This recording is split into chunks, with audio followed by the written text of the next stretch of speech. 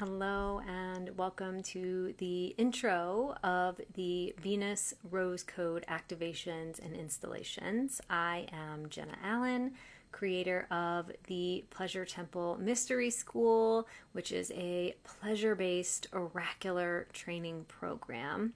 I work with oracles and oracular leaders one-on-one, and that is who I have built the Pleasure Temple Mystery School for. So the school itself and any of its work, including this recording and the activations to follow, is for you if that is you. And as the programs within the temple have come into being, I was shown that the Pleasure Temple program is also for the misdiagnosed mystics who have maybe been struggling with mental health challenges, somatic symptoms, maybe in recovery from addiction, or the neurodivergent who know that their symptoms are really indicators of their superpowers, but just haven't been trained to attune to them.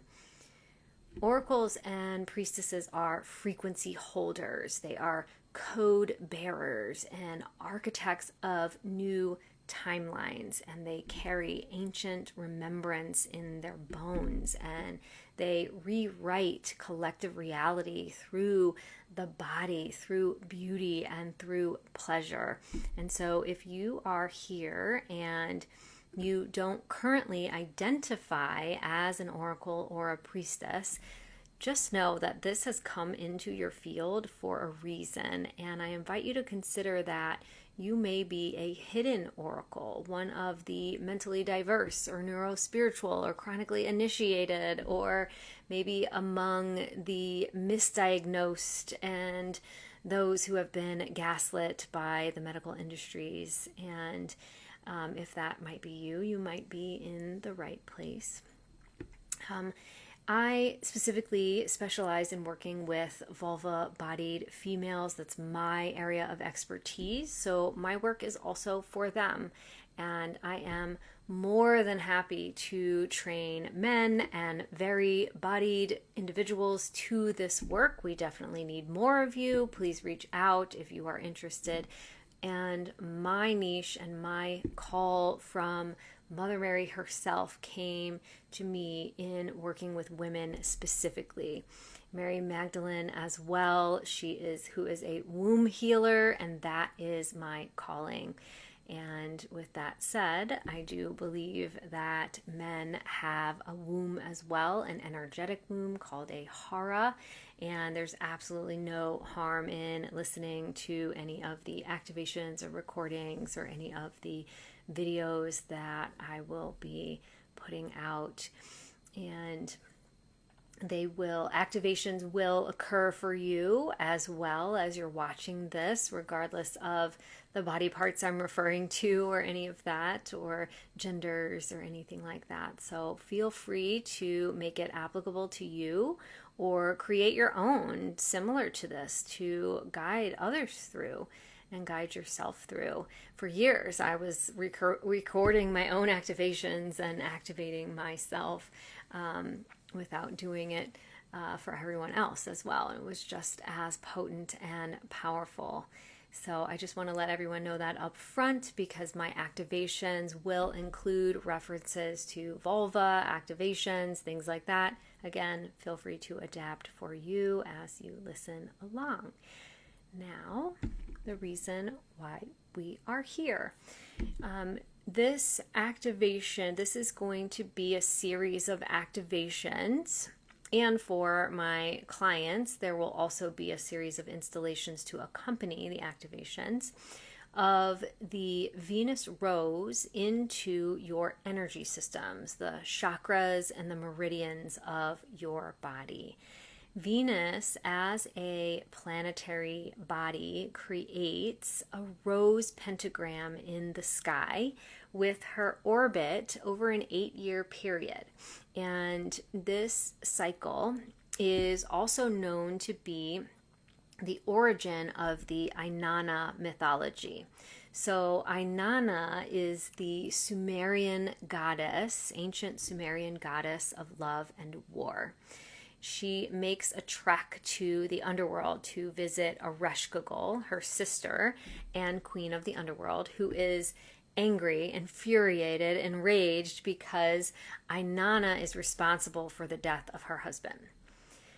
Ereshkigal in the myth and in the stories represents the exiled aspects of ourselves, our muchness, our grief, our loss, and the things that we've learned to suppress about ourselves so that we're not too much for other people, or because we just don't know how to process that kind of stuff. So on her way down, Inanna goes through 7 gates, and in each gateway she's removing a bit of her regalia that she has gathered for the trip down to the underworld. And this represents us removing our ego attachments.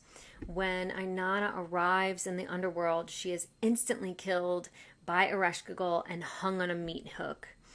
And Inanna's rescuers are instructed to go down and save Inanna, and they are instructed to just witness Ereshkigal in her pain and in her suffering. And so when Ereshkigal says, "Oh, my neck and my back," they are to repeat to her, "Oh, your neck and your back," right? And so doing this like genuine witnessing that happens actually results in Ereshkigal resurrecting Inanna. And on her way back up to the surface world, she gets to take up her garb that she took off on the way down. And now, though, doing so without attachment and returning to lead as queen from a new perspective, right? And so this represents us being in self-leadership without the conditioned perspective. So for example, on her way down, she takes off the heavy crown, and that can represent the way we lead and rule and make decisions in our life from inherited belief systems, right? And so, like any king and queen, we have to decide, will I lead my life like my parents did? And how heavy is this crown that I'm wearing, right? And when we get to take it off for a minute, like Inanna did, we get to reassess and then pick the crown back up, and in a way that we decide this crown gets to be much lighter because I'm not inheriting or carrying what I inherited through the past, right? Or from my parents, right? And so it takes Venus about 9 months to pass through each of the chakra gateways, including the Earth Star and Soul Star chakras, right? And each of these gateways, the regalia that that Inanna removed, is representative of something in our lives, our own lives, right? And ultimately, we get to make that journey and that track of removing what doesn't belong to us any longer and rescue the parts of ourselves that we have exiled and that are being called to be reclaimed as Venus makes this journey, as Inanna makes her journey down to the underworld, right? And we get to resurrect ourselves and choose the type of self-leadership we want to be in, right? And so you can see in the notes that accompany this post, the post of this video, if she is currently now in her ascent journey and on her way up out of the underworld, or if she is on her descent journey and what chakra gateway she's in, and whether we are all currently collectively and individually removing regalia in our lives, or if we are picking it back up and replacing it after the resurrection. right? And this is going to, and each of these gateways is going to correlate to the journey we are on in our lives. And so these activations will be for setting into motion or increasing the motion of what I call the goddess frequency. In the Pleasure Temple curriculum, we are working on activating the dormant codes from the depths of our own DNA that humanity has forgotten, so that we can remember and so that you can be brought home to your unique frequency, your unique wavelength, and your unique purpose that you are meant to live out here on the earth plane.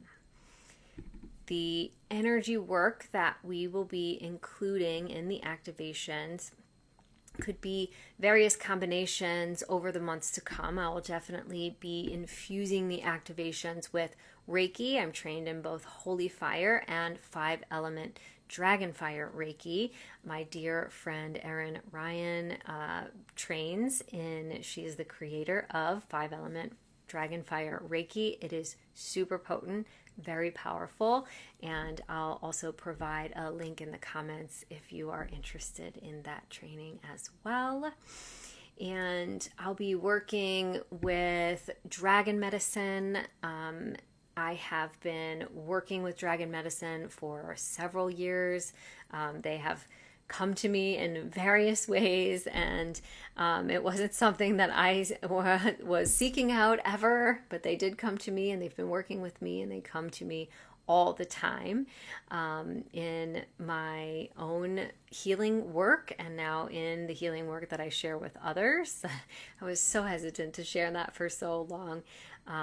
Specifically, though, what has been coming through for these activations, or what was coming through as they were developing, were the Magdalene dragons, and they have been coming to me for these transmissions since the outset, since the inception of these, which is beautiful. And in between when I was writing this out for this video and what I was going to say to you here right now, and when I've recorded it, Yeshua has shown up in my visions and been asking me to be included as well, as we're working with the lineage of the rose. So it makes sense, right? And so he popped in, and I'm sure others will too as we make our way along. I was most excited about him coming in. I wasn't necessarily actively consciously working with him in particular at the time that he showed up for this, and like in my visions asked to be included here. So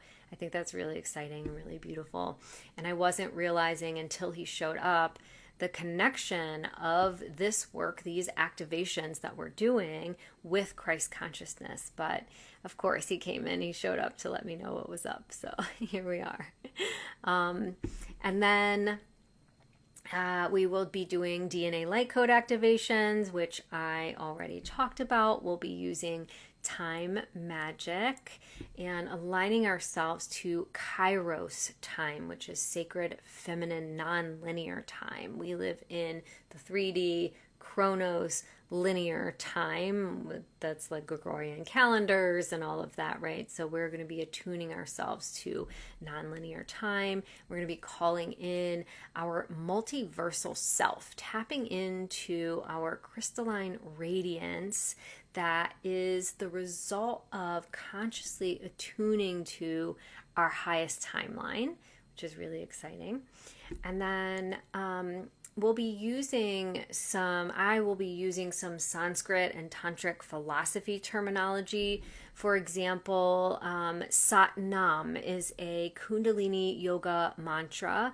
It is Sanskrit for it means truth is my name, is one translation of the word. And to me, this represents our siren song. It's calling forth the truth of our divine self. And therefore, those who are meant to receive our messages as oracles, our frequencies, our transmissions, in the ways that serve the highest good. And ultimately, Sat Nam really means aligning with the truth of who we are. In Tantric philosophy, there are 4 levels of sound that are associated with the different chakras. And that's another example of some of the terminology I'll be using in the activations. Paravak is one of the references to these 4 levels of sound. This is the sacred silence beneath our breath. Paravak is the realm of formless wisdom. It's the silent void from which all sound and thought and vibration arise. It's the deep, infinite stillness that underlies everything. It's the mystery, it's the unknown, it's the cosmic silence of the goddess. And when our thoughts and words arise from Paravak, which initiates in the womb chakra, then they are pure in their essence. And this is a part of the goddess frequency we'll be activating, and an example of some of the terminology and things that are coming through for these activations. These are activations. An activation is an energetic ignition. It awakens dormant codes. It stimulates awareness, and it opens up the chakras and the meridian lines to the frequency that's being offered. In this case, it's the Venus Rose frequency. And the activations are meant to reawaken the dormant goddess codes in our DNA. These are the biological instructions encoded with memory to bring about your ability to live as the goddess frequency.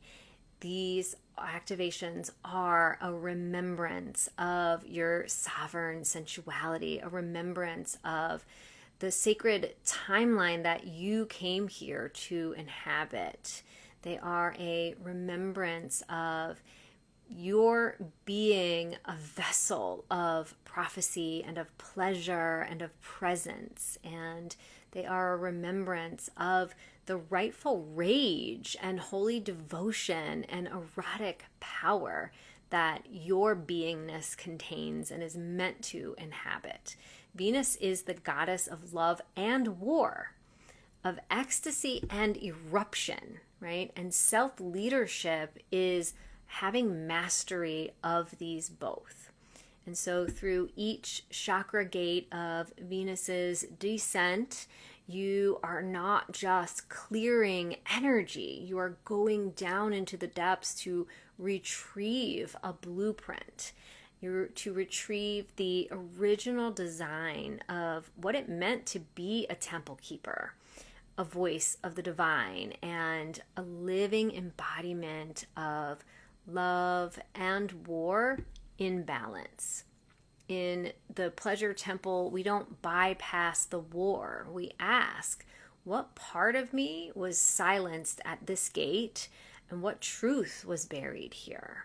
We meet the war inside the throat, inside the womb, inside the heart, and we discern, is this fight protecting what is sacred, or is it preserving something that's false, right?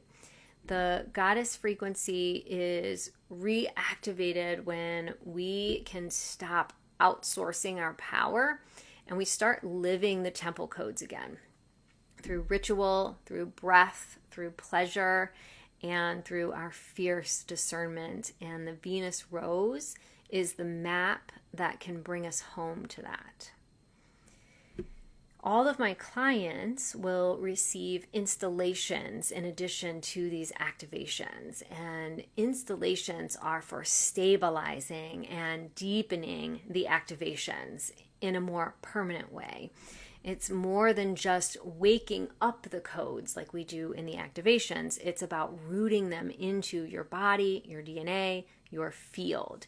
These are sacred rites that are delivered privately within the Pleasure Temple Mystery School, and they too will correspond with each of the Venus chakra gateways, but they go beyond the attunement. These are embodied transmissions that restructure your meridian pathways and install new energetic architecture. And so it's like the difference between an activation and an installation is like the difference between receiving light and becoming the transmission of the light, right? And those installations will be a little bit more ceremonial. They'll be preparation of sacred space, and they'll include more of the vulva and yoni and womb integrations, and attuning to how the vulva, the yoni, the womb speak to us as the oracle where we get our oracular messages from. We'll be deepening with the ancestors in those installations, and we'll be deepening with aftercare, working with the pentagrams and setting up a Merkaba field. And if you don't know about the sacred geometry of the Merkaba field, it's associated with the ascension mysteries, and Christ was known to have utilized the Merkaba field to ascend. So that's what we are working toward here.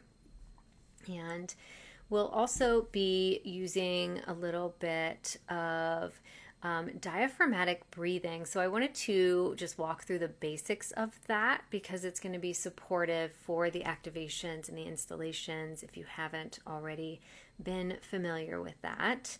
And we're going to pair diaphragmatic breathing with yoni breathing in the activation. So we'll do a little bit of a practice, and I'll leave you with that, and you'll be able to just slide right into some moments of meditation if that calls to you after this. You're welcome to leave your eyes opened or closed. We're going to start with just placing our hands on our rib cage, just like this. Oh, I can't get up. Okay, so just like this. Fingers in front, thumbs in back. I can't stand up without knocking my whole desk. Okay, so placing your hands around the rib cage and just observe the movement of the breath here for a few breaths. That's all. You can keep your eyes closed if you would like to, or lower your gaze, whatever feels right for you. Just observing what the inhale and the exhale naturally feel like here without changing them at all. And then deepen into the next inhale, feeling the rib cage expanding outward. And then exhale slowly and fully, noticing the ribs contracting inward. Keeping your hands on the ribs for a few more moments. Imagine that you can deepen the next breath, in-breath, into the back and bottom of the lungs or the rib cage there. And see and feel if there's an increased expansion when you do that. That's really where we move the diaphragm. Just taking those long, slow, deep diaphragmatic breaths into the back and the bottom of the lungs and the rib cage. Slowly releasing for a few breaths and really letting yourself experience that. And you can leave your hands there. You feel free to release your hands and continue this deep, slow, diaphragmatic breathing. When you're doing this sitting upright, then you can also become aware of the second diaphragm, which is located in the pelvis. You can likely feel its movement as you breathe when you tune in. On the next inhale, at your own pace, I'd love it if you would gently push downward into the pelvic bowl, expanding the space in the pelvic bowl.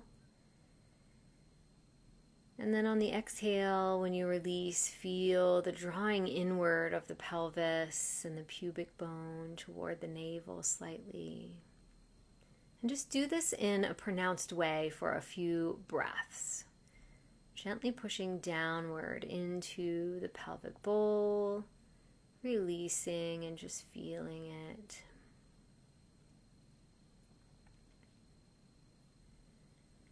And then let the breath relax and feel this gently happening. Even just maybe an energetic pull upward of the pelvic bowl on that exhale.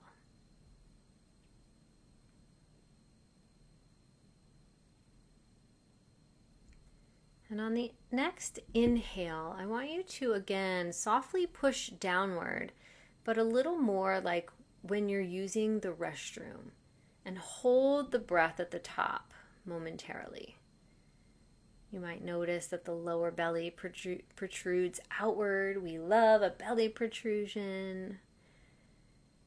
And when you release, push in the pelvic bowl and exhale. And keep going with this deeper protrusion breath, this bearing down for a few moments at your own pace, letting the belly and the pelvic floor relax on the exhale, and pressing down on the inhale into the G spot. The G spot in women surrounds the urethral tube, and it also houses the very tip end of the vagus nerve. So this is a nervous system regulating exercise that you can develop as a skill and you can do anytime, any place. And it takes just a few moments of doing this yoni breathing, this G-spot breathing, to regulate the nervous system. Just keep going with it right now, bearing down on the inhale, and releasing and relaxing on the exhale. This here is your most potent, powerful center. It's filled with magic. This is your creation portal, your womb and your yoni. This is where life comes from. This is the portal where life enters, activating our ideas for our creations that we're making in the world. And the more spaciousness we give to this area of our body, the more creation energy it holds. We're connecting here with our seat of creation. And whether you have a yoni or not, a physical womb or not, you do have a hara or energetic womb space. You have a seat of creation to connect to in the sacral chakra. Allow yourself to just release all control of the breath now and to take on a normal breathing pace. Notice how you feel after just a few moments of this yoni breathing. This is an easy, quick nervous system regulation practice that you can do anytime, any place.